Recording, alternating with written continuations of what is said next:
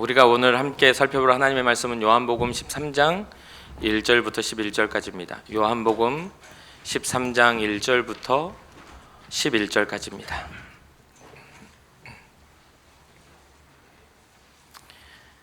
요한복음 13장 1절부터 11절까지 한 절 한 절 교독하고 마지막 절은 함께 읽겠습니다. 유월절 전에 예수께서 자기가 세상을 떠나 아버지께로 돌아가실 때가 이른 줄 아시고 세상에 있는 자기 사람들을 사랑하시되 끝까지 사랑하시니라.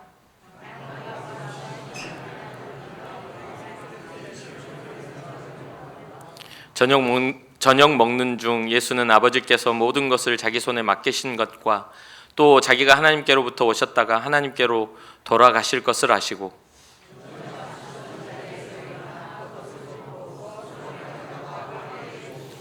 이에 대야에 물을 떠서 제자들의 발을 씻으시고 그 두르신 수건으로 닦기를 시작하여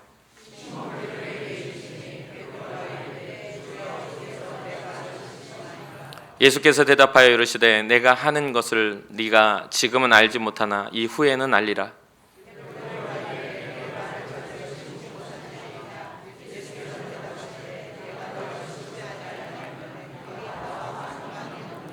시몬 베드로가 이르되 주여 내 발뿐 아니라 손과 머리도 씻어 주옵소서.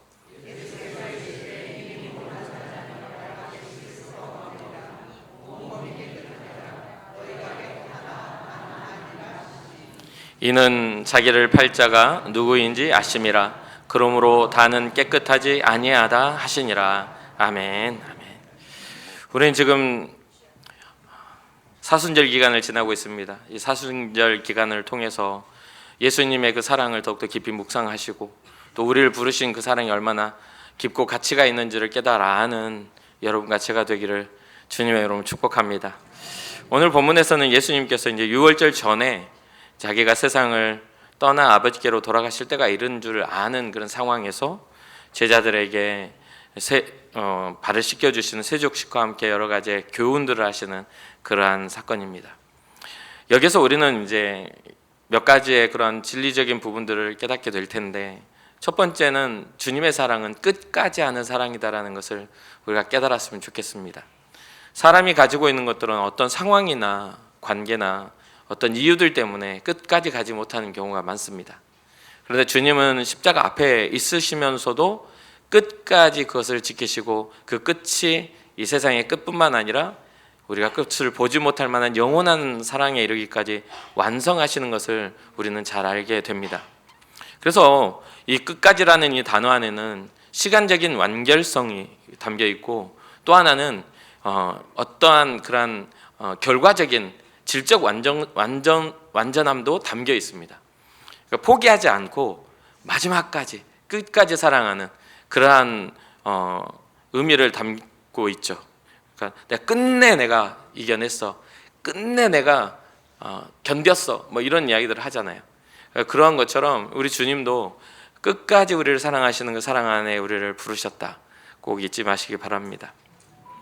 예수님의 사랑은 단순히 죽음 직전까지 지속된 것이 아닙니다. 그러니까 십자가 앞에까지만 예수님의 십자가의 어떤 죽으심까지만 있는 것이 아니라 이 다음 부활하시고 다시 부활의 생명에 되셔서 우리에게 영원한 생명을 허락하시기까지 그 사랑은 이어지고 있다는 것을 꼭 잊지 마십시오. 이 사건은 십자가의 길을 향하고 있는 그 상황 속에서도 마지막 하루를 남겨놓고 제자들에게 일어난 일입니다. 제자들을 불러 모아서 마지막 만찬을 하시면서 제자들이 가지고 있는 잘못된 개념과 그러한 잘못된 관점들을 다시 수정하여서 하나님의 사람다움으로 바꾸시고자 하는 예수 그리스도의 그런 마지막 교훈이 담겨 있다고 생각하시면 되겠습니다. 먼저 이제 제자들의 발을 씻기시는 주님에 대해서 잠시 살펴보면, 오늘 본문을 보면 주님이 겉옷을 벗고 수건을 이제 허리에 두르고 제자들의 발을 막 씻기기 시작합니다. 근데 여기에는 이 배경이 팔레스타인 지역은 이제 샌들을 신고 다니고 또 흙을 밟는 그런 문화, 그런 어떤 그때 당시의 문화이기 때문에 이 누군가의 집에 초대가 되거나 또 밥을 먹기 전이나 어떤 그런 상황에서는 손과 발을 이렇게 보여주는 그런 것들을 깨끗이 씻고 하는 것이 일상적인 그런 부분입니다. 그리고 손님을 초대했을 때 손님을 발을 씻게 만들어주는 것도 집주인의 의무이기도 하죠. 근데 이제 여기에서는 이 예수님과 제자들만 있는 상태에서 서로가 씻는 그러한 것들을 섬겨줄 만한 그러한 대상은 없었습니다. 그런 상황에서 제자들 서로가 섬기지 않는 상태에서 주님이 직접 제자들의 발을 씻겨주시는 그러한 일들인데, 보통은 이 초대한 주인의 그 집에 사는 종이 손님들의 발을 씻겨주는 그러한 것이 일상적인 것이라고 말을 합니다. 이 중에는 종을 자처한 사람들이 없었습니다. 이때 당시에 제자들은 오히려 누가 더 크냐라고 하는 그런 논쟁을 하고 있었던 상황입니다. 예수님이 메시아의 나라가 이 땅에 도래할 때에 누가 오른편에 앉고 왼편에 앉을 거냐라는 그런 어떤 서로가 높은 자가 누구냐라는 논쟁을 하고 있는 상황이었기 때문에 그 누구도 상대의 발을 씻겨줄 만한 마음도 없고 또 그러할 만한 그런 열정도 없는 상황이죠. 그때 예수님이 겉옷을 벗고 수건을 허리에 두르고서 이렇게 제자들 발을 씻겨주는 모습을 통해 자기를 비워 종의 모습으로 이 땅에 오신 그 주님의 본질적인 사랑의 모습을 자신의 행동으로 확증하고 있는 그러한 모습입니다. 특히 이 벗으시다라는 이 동사는 요한복음 10장 18절에 목숨을 버리다와 동일한 어근에서 나온 그런 십자가 희생을 의미하는 단어이기도 합니다. 그러니 제자들 사이에서 누가 더 크냐 하는 이 논쟁이 얼마나 잘못된 것인지를 몸소 보여주므로 제자들에게 논쟁이 부끄러워질 수밖에 없는 상황이었던 것이죠. 이스라엘을 구원하고 이 땅의 구원을 위하여 이 땅에 오신 예수 그리스도, 그 예수 그리스도의 그 놀라운 그 능력과 놀라운 권세 앞에 제자들은 동상이몽이라고 해야 되나요? 다른 생각에 다른 명예에 심취되어 있었던 것을 보게 됩니다. 그러면서 이제 예수님이 제자들 발을 씻기기 시작하는데 그때 베드로의 차례가 옵니다. 오늘 본문에 보면요. 그래서 베드로가 어떻게 주님이 내 발을 씻을 수가, 주여 주께서 내 발을 씻으시나이까라고 하면서 어떻게 주님이 제 발을 씻습니까? 라고 그런 의문을 표합니다. 어찌 보면 다른 제자들은 어떤 반응이 없어서 그냥 내놓으라니까 그냥 내놨는지 모르겠지만 베드로는 그게 잘 안 됐나 봅니다. 그래서 예수님이 내가 하는 것을 네가 지금 알지는 못하겠지만 이후에는 나의 행동을 네가 알게 될 거야 라고 하면서 지금의 예수님의 가르침의 이후의 결과를 예수님이 암시적으로 남겨놓지요. 그러니까 베드로가 내 발을 절대로 씻을 수 없습니다라고 아주 강력한 거절을 합니다. 그러니 예수님이 하시는 말씀이 내가 너를 씻어주지 아니하면 네가 나와 상관이 없느니라라고 말을 합니다. 여기서 우리는 영적인 교훈을 얻을 수가 있습니다. 뭐냐면 우리는 무리 안에 신앙생활을 합니다. 인천 금곡교회 교회 안에 인천 금곡교회 성도라고 말을 합니다. 그렇게 말씀을 하시죠. 그런데 그러한 것들을 우리가 말은 하지만 우리의 개인의 신앙은 나는 주님의 성도가 되어야 하는 것입니다. 각자의 발을 씻을 때, 각자 한 사람 한 사람 씻어 가실 때 관계가 형성되고 주님의 죄 씻음과 구원하심에 대한 주님의 주권적인 역사가 나타난다는 것을 잊지 마시길 바랍니다. 그러니 우리는 우리의 신앙이 인천 금곡교회를 다니는 신앙이 아니라 예수 그리스도를 믿는 신앙이 되어야 할 줄로 믿습니다. 그래서 예수님의 제자들이 예수님의 제자로서 갖추어야 할 섬김과 겸손의 도를 가르쳐 주고 있는 것이죠. 이때 당시 예수님의 십자가는 이스라엘의 권력자들에 의한 결정입니다. 그들의 선택이나 그들의 결정이 민족을 살린다라는 그런 착각 속에서 하나님이 앞서 나가는 하나님의 나라가 아니라 그 권력을 잡은 사람들의 결정에 의해 결정된 나라가 되고 말았던 것이죠. 그때의 주님은 자신의 권력을 내려놓고 하나님의 방법으로 하나님이 뜻하신 그 뜻에 따라 자기를 낮춰서 섬김의 리더십을 보여주시는 것이죠.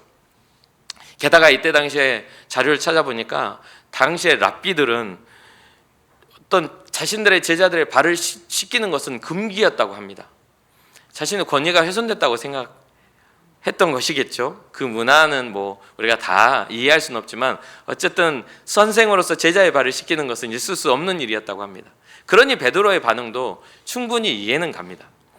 그러나 예수님께서 베드로의 발을 씻길 때에 그의 발에 씻는 그런 행위 이전에 죄를 씻어내시는 주님의 그 섬김을 본받으라 하고 있는 것들을 우리가 깨닫는다면 당연히 발을 씻겨주시기를 바라는 것이 당연합니다.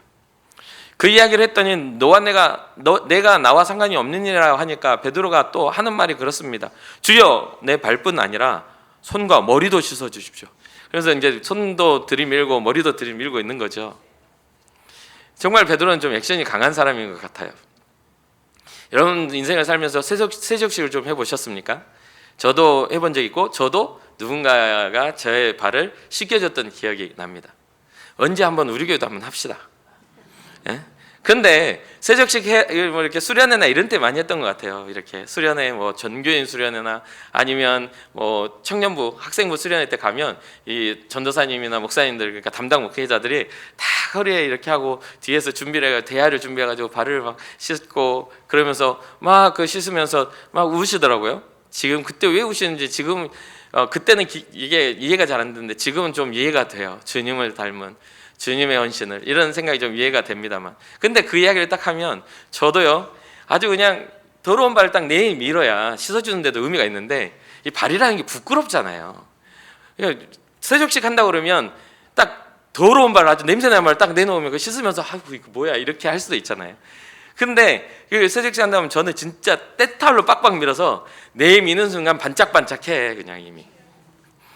그러니까 그런 어떤 의미 안에 부끄러운 발이니까 깨끗하게 씻고 가가지고 아주 구석구석 씻고 가서 딱 이렇게 자신감 있게 딱 내밀었던 기억이 납니다. 어린 마음이죠. 그러니까 지금 제자들도 갑자기 종해야 될 일을 스승이고 주님이신 주님이 하니까 얼마나 당황스럽고 또 베드로의 반응도 이해되지 않습니까? 그럼 상관이 없다니까 손도 씻어주세요 머리도 씻어주세요 막 이렇게 이야기를 해요. 그러니까 주님이 하는 말이 이런 말씀을 하십니다. 이미 목욕한 자는 발밖에 씻을 필요가 없느니라. 온 몸이 깨끗하니라. 너희가 깨끗하나 다는 아니니라 하시니. 이 말씀을 선택하고 나누고자 했던 것이 바로 이 본문의 이 구절이기도 합니다.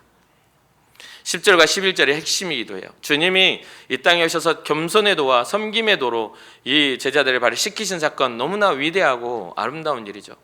그런데 그러한 일 가운데 가장 핵심적으로 그 가운데 있었던 12명의 제자들 중에서도 주님의 발 씻음이 전혀 상관이 없는 사람 한 명 있었는데 그 사람이 바로 11절에 나온 이는 자기를 팔자가 누구인지 아심이다 라고 하면서 그러므로 다는 깨끗하지 아니하다. 결국 주님은 그 발을 씻는 행위 안에 너의 때를 내가 밀어줘 뭐 이런 개념이 아닙니다.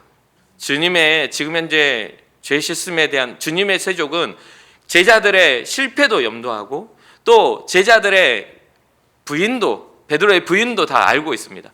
오히려 가룟 유다의 팔 마음을 가진 이미 오늘 본문의 2절에 뭐라고 합니까? 마귀가 벌써 시몬의 아들 가룟 유다의 마음에 예수를 팔려는 생각을 넣었더라고 하는 이미 결론 지어져 있는 그 잘못된 마음까지도 주님은 감싸 안으시고 그들을 씻고 계시는 겁니다. 완성되어졌고 또 거룩하게 구별되어졌기 때문에 주님이 발을 씻긴 게 아니라 죄 가운데 가고 넘어질 수밖에 없고 실패할 수밖에 없는 인생이기에 주님은 그것을 감싸 안으시며 주님의 놀라운 손길로 그들을 씻어주셨다는 사실입니다. 그러면 이 가룟 유다는 어떠한 존재입니까? 가룟 유다는 예수님을 파는 그런 과정에서 굉장히 여러 가지의 것들이 복합적인 존재이기도 합니다. 주님 앞에 직접 부름받아 자기가 선택한 그 사람을 끝까지 사랑하셨다는 그 범위 안에 들어가 있으면서도 끝까지 주님의 사랑을 배신하였던 존재이기도 하지 않습니까? 가룟 유다의 마음에는 여러 가지의 명예, 여러 가지의 세상적인 그런 것들도 충만했으리라고 생각을 합니다. 그러한 것들에 대해서 이 요한복음 12장에 이 한 여인의 그 옥합을 깨뜨리는 상황 속에서 그것을 가장 반대하고 가장 비난했던 존재가 가룟 유다라고 이야기해 주고 있습니다.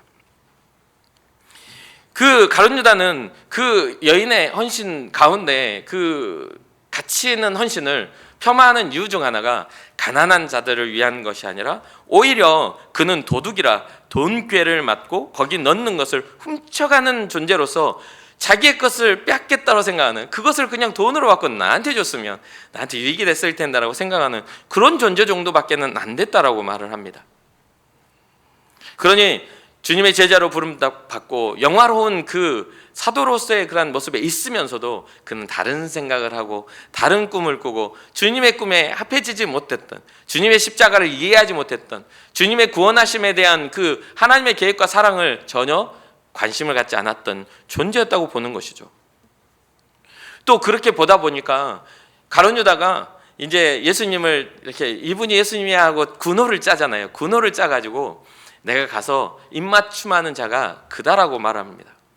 근데 이때 당시의 문화는 상대방에게 입맞춤한다는 것은 자기를 낮추고 존경과 그러한 어떤 그 사람의 상대방의 존경과 높임의 의미로, 나는 낮아지고 당신이 훌륭하다라는 어떤 그러한 의미로 사용되어지는 건데, 가룟 유다는 예수님을 잡아 죽이려는 의미로 그것을 이용했던 것을 보게 됩니다. 겉으로 드러나 있는 신앙의 그 모습과 가지고 있는 신앙이 전혀 다른 모습을 보여주고 있는 것이죠. 오늘날 우리는 우리의 신앙 가운데 그러한 부분들을 쉽게 발견할 수가 있습니다. 겉으로 드러난 건 인천 궁곡교회의 신앙 공동체지만 여기서 벗어나서는 우리는 신앙자다운 삶을 살지 않는 것이죠. 그러한 부분들이 자연스럽게 자리를 잡고 있고 더 이상 이제 우리의 양심의 가축도 일어나지 않습니다. 그게 당연한 세상에 사는 이치라고 여겨지는 그러한 세상 상식의 신앙 상식이 매몰되어져 있는 것을 보게 되죠. 그러한 제자들의 본문에 나오는 제자들마저도 그러한 주님과 다른 꿈을 꾸고 있을 때 주님의 섬김을 통하여 주님의 겸손의 모습을 통하여 보여주셨던 그러한 세족의 의미를 우리는 더 깊이 새겨볼 필요가 있습니다. 이 세족식의 의미를 신학자들은 구속의 예표라고 이야기합니다. 십자가의 사건에 미리 예행되어진 축소판이라고도 말하죠. 그것은 뭐냐면 겉옷을 벗었다라는 것은 신성의 영광을 벗어버리고 이 땅에 낮은 모습으로 오신 주님을 상징합니다. 빌립보서 2장 6절과 7절에 보면 그는 근본 하나님의 본체시나 하나님과 동등됨을 취할 것으로 여기지 아니하시고 오히려 자기를 비워 종의 형체를 가지사 사람들과 같이 되셨고, 지금 현재 서로의 발을 씻어주는 일은 종이 담당하는 일이라고 말씀드렸습니다. 그런데 종의 모습을, 종의 이치를 자청하여 제자들의 발을 씻기셨던 그 주님의 그러한 일들은 높고 높은 하나님의 신성됨을, 하나님과 동등됨을 버리고 이 땅에 오신 주님의 그 여정과 닮아 있는 것이죠. 또한 여기에 물을 사용하여 발을 씻겼다는 물은 성경에서 우리가 물을 말할 때는 생명, 성령 이렇게 그리고 정결하게 하는 것이라고 표현을 합니다. 그래서 주님이 발을 씻기실 때에 단순한 그들의 발에 묻어있는 그런 먼지와 때를 벗기시는 것이 아니라 그들의 삶에 앞으로 걸어야 할 복음의 발걸음을 축복하실 뿐만 아니라 그들의 본질을 하나님이 씻겨주시는 것을 보게 되는 것이죠. 에베소서 5장 26절에 보면 이는 곧 물로 씻어 말씀으로 깨끗하게 하사 거룩하게 하셨다. 물로 씻고 말씀으로 깨끗하게 되어 거룩한 삶을 살아갈 수 있도록 어쩌면 앞으로 제자들이 걸어야 할 그 삶에 대한 발걸음의 여정의 그 피곤함에 대한 주님의 사랑이라고도 우리는 생각할 수가 있는 것이죠. 게다가 발을 씻는다라는 이 의미는 개인적인 죄의 제거를 의미합니다.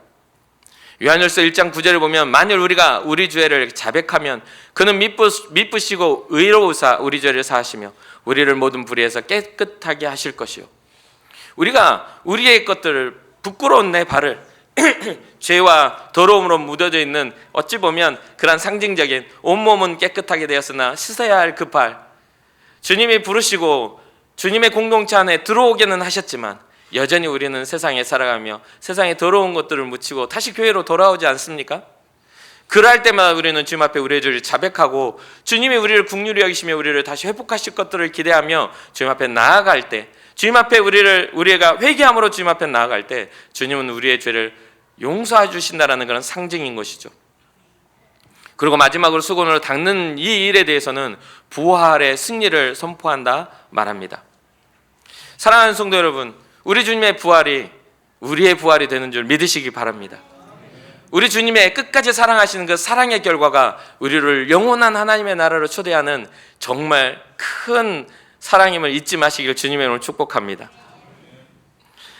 주님은 오늘 본문의 핵심적인 부분, 자기 사람들을 사랑하실 때 끝까지 사랑하셨다라고 하는 이러한 모든 것들 가운데 유다까지 포함합니다.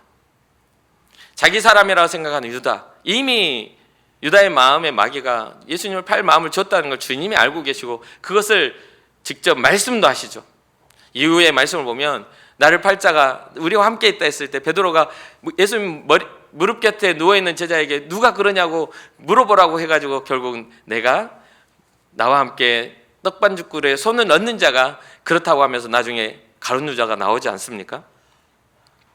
그러한 상황 속에서도 예수님은 자신의 그런 모든 죄의 씻음과 용서를 그 가룟 유다마저도 그 안에 그룹 안에서 내쫓지 아니하시고 함께 품어 안으시며 끝까지 기회를 주시고 끝까지 주님의 사랑을 가르쳐 주시려고 했다는 거죠. 이는 유다 스스로가 깨닫기를 바라는 예수님의 안타까운 마음이 그 행위 가운데 담겨 있다고 볼 수 있습니다. 그럼에도 유다는 자신의 생각과 태도를 바꾸지 않습니다. 결국 예수님을 넘겨주고 말죠. 이 설교를 준비하면서 가룟 유다를 향한 주님의 안타까운 마음을 엿볼 수 있었습니다. 끝까지 사랑하시고 끝까지 좋은 열매를 맺고 싶으셨던 주님의 그 마음이 느껴졌습니다. 그럼에도 가룟 유다는 자신의 욕망대로, 자신이 아는 대로, 자신의 옳다 생각하는 대로 행하고 맙니다. 여러분, 우리의 신앙을 여기서 우리는 엿볼 수가 있습니다. 여러분, 지금 우리의 상황은 어떻습니까? 우리가 원하는 것 분명히 있죠. 꿈이 없는 사람이 어디 있겠습니까? 바라는 게 없는 사람이 어디 있겠어요?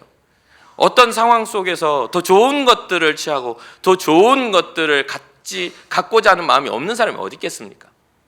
그런데 그 어떤 좋은 것보다 주님이 더 좋은 것이 되는 것이 신앙인 줄 믿습니다. 오늘날 제가 항상 기도하는 것은 제 스스로에게도 항상 그렇습니다. 주님, 제가 직분으로 주님 앞에서의 어떠한 유익을 얻기 위한 직분을 갖지 않게 하시길 원합니다. 오늘 현대인의 신앙자들은 직분을 출세의 수단으로 삼는 사람들도 있고요. 또 신앙을 경제적인 성공의 이유로 삼는 사람도 많습니다. 아니라고 말하지만 삶의 태도는 뭔가 자기의 관계나 자기의 생각을 관철시키는 것에 이 교회를 이용하는 사람도 많이 보았습니다. 또는 진짜 요즘에 우리가 참 조심해야 될 것은 이 믿음을 가지고 정치적인 그러한 도구로 악용하는 것도 보게 됩니다. 그리고 사람들은 그게 옳다고 말합니다. 예수님의 행적을 보면 주님이 주님의 권위를 정치적인 도구로 사용하셨습니까? 절대 우리는 거기에 혼돈이 일어나서는 안 됩니다. 하나님의 나라는 이 땅의 나라가 아니기 때문에 우리가 추구하고 바라봐야 할 곳은 영원한 하나님의 나라임을 잊지 말아야 됩니다. 예수님이 17절에 말씀하십니다. 너희가 이 일을 알고 행하면 복이 있으리라. 너희가 이것을 알고 행하면 복이 있다라는 이 말씀을 통해서 주님은 우리에게 말씀을 아는 지식, 하나님의 뜻을 아는 지식뿐만 아니라 말씀대로 행하는 실천의 순종까지도 가르쳐주고 계시는 것을 보게 됩니다. 우리는 아는 건 많은 시대입니다. 많이 밝혀져 있고 많이 연구가 되어져 있죠. 그러나 행함은 굉장히 사라져가는 시대가 되어 있습니다. 말씀을 많이 아는 것 같지만 순종은 점점 희귀해져 갑니다. 그러면 말씀의 열매는 어떻게 맺어질까요? 많이 아는 지식이 있을까요? 아는 대로 행하는 삶의 열매 있을까요? 사랑하는 성도 여러분, 우리는 수많은 설교와 말씀의 홍수 시대에 살고 있습니다. 우리의 발걸음의 방향이 그 말씀을 따라 아는 대로 주님을 향할 때 우리는 예수님의 뒤를 따라가는 제자가 될 수 있는 것이죠. 요한복음 13장 34절과 35절을 보면 핵심적으로 이렇게 말씀합니다. 새 계명을 너희에게 주노니 서로 사랑하라. 너희가 서로 사랑하면 이로써 모든 사람이 너희가 내 제자인 줄 알리라. 사랑에는 여러 가지가 복합적으로 들어있죠. 똑같을 수는 없습니다. 제가 아내를 사랑하나, 제가 친구를 사랑하나, 제가 부모님을 사랑하나, 제가 하나님을 사랑하는 것, 다 그걸 동의를 하다고 말하기는 어렵습니다. 근데 저는 이 한 가지는 우리가 가지고 가야 할 것이, 우리가 하나님을 사랑하는 것처럼 우리가 하나님을 사랑 안에 있으므로 우리는 아내와 친구와 부모님을 사랑해야 하는 것이죠. 그 아가페, 우리를 만드시고 영화롭게 하신 그 하나님의 사랑 안에서 우리는 발견될 때야말로 우리는 주님의 제자라는 타이틀을 얻게 됩니다.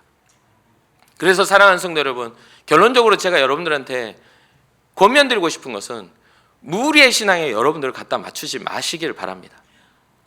12명의 제자가 있어도 주님을 파는 가룟 유다가 있는 것처럼 각자의 발을 씻기시는 주님의 그 사랑이 닿았을 때에 그들의 죄가 사해졌던 것처럼, 그들의 발걸음이 복을 받았던 것처럼, 여러분들의 인생에 있어서 인천궁곡교 송도라는, 인천궁곡교 출석교인이라는 타이틀이 여러분들 신앙이 아니기를 주님의 이름으로 축복합니다. 어디를 가든 무엇을 하든 나는 예수 그리스도의 사람이다. 주님이 나를 만지셨고 주님이 나를 깨끗하게 하셨고 주님이 나를 구원하신다라는 그러한 믿음을 가진 사람이야말로 진짜 주님의 사랑을 행하며 주님의 헌신을 배우며 주님의 낮아짐을 배우며 주님의 겸손을 배울 수가 있다는 것을 우리는 잊지 말아야 되겠습니다. 마지막 끝으로 여러분들이 주님의 행하신 일들을 알고 행하여서 주님이 허락하신 진짜 복이, 자기 사람들을 끝까지 사랑하셨던 그 주님의 그 사랑의 그 깊고 진실한 사랑이 여러분들의 삶에 온전히 이루어지기를 주님의 이름으로 축복합니다. 잠시 기도하겠습니다.